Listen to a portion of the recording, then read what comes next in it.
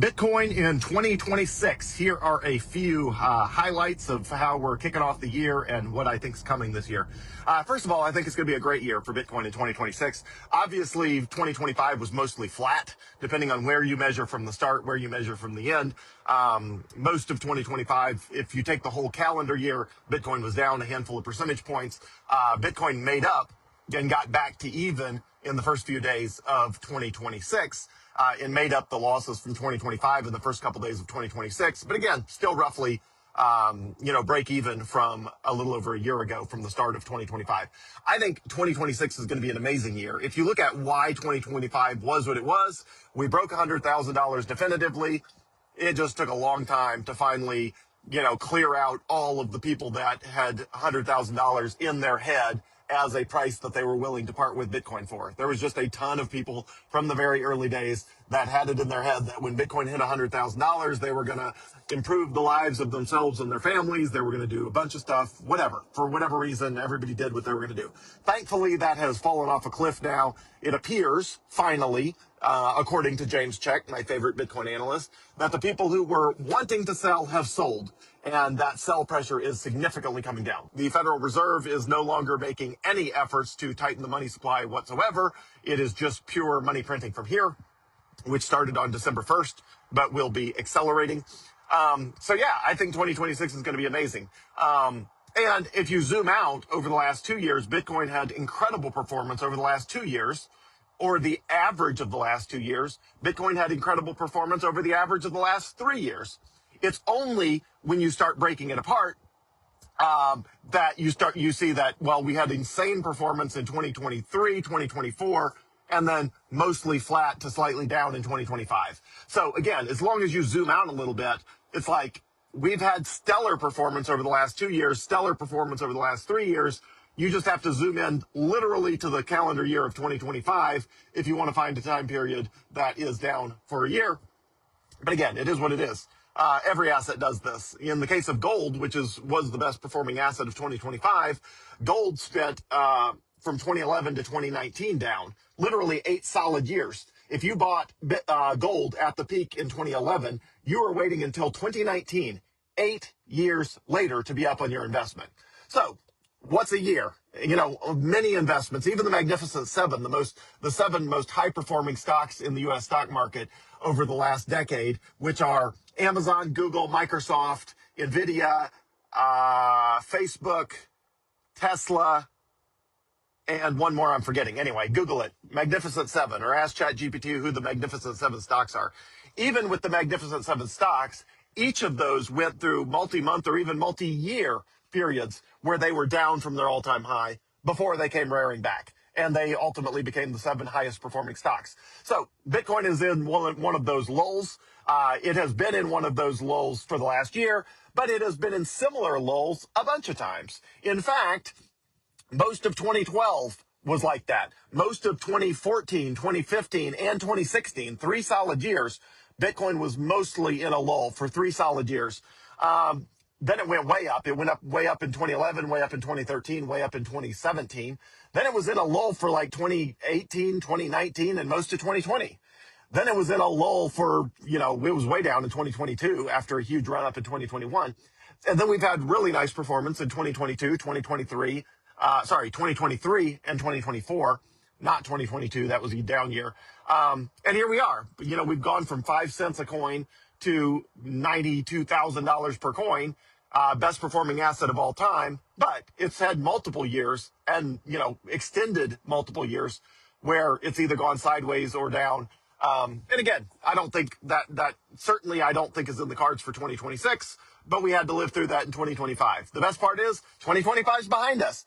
Everybody thought 2025 was going to be an amazing year for Bitcoin. And guess what? It was in every other way other than price.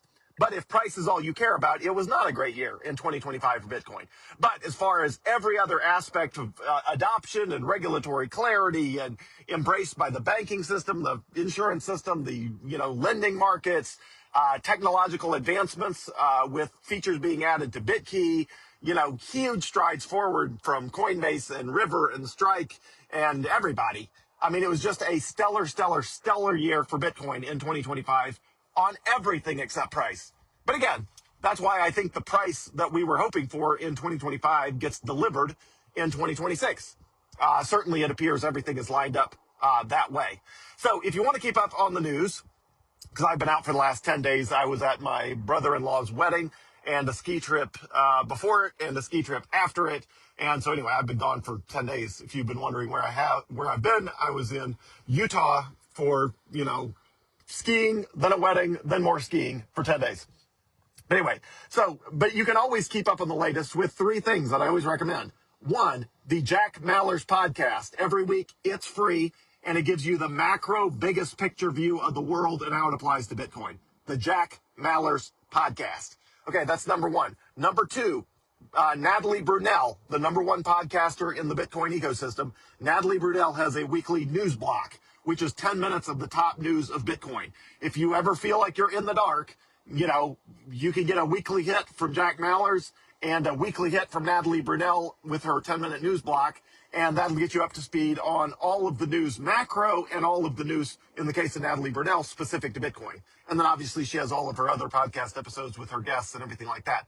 And then third, if you want even more than that, sign up for $29 per month for the James Check newsletter. It comes out twice a week.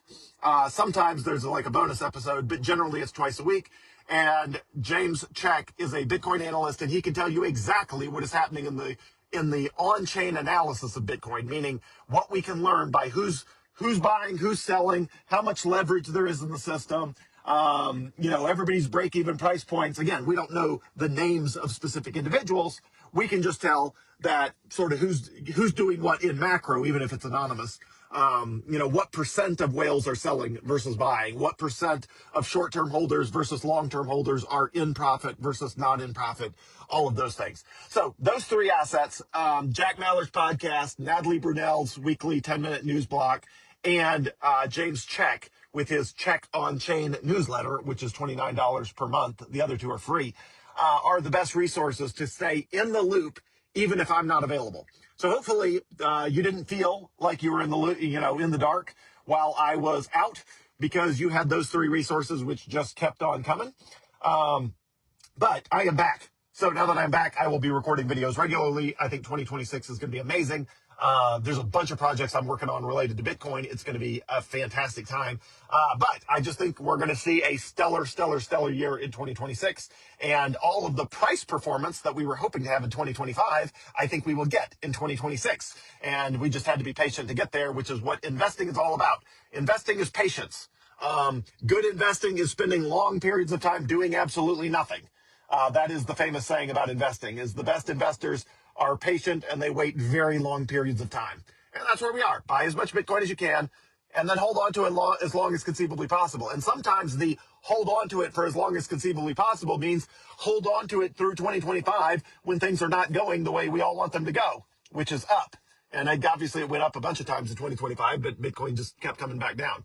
But it's a lot better to be in a dip in the 90,000s than a spike in the 90,000s, because it tells you the way the trajectory wants to go.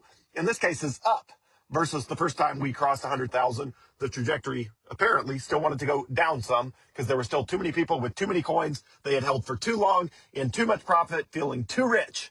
And when that happens, too many people feeling too rich for too long, they sell some Bitcoin. And even if it's 1% of their stack, 5% of their stack, 10% of their stack, if they're millionaires, decamillionaires, centimillionaires, billionaires, deca-billionaires, if you make a lot of money on Bitcoin, eventually you're going to want to spend it. And the same will be true of you. But it's 2026. It's going to be an amazing year. And we've already made up pretty much for the losses of 2025 in the first couple days of this year.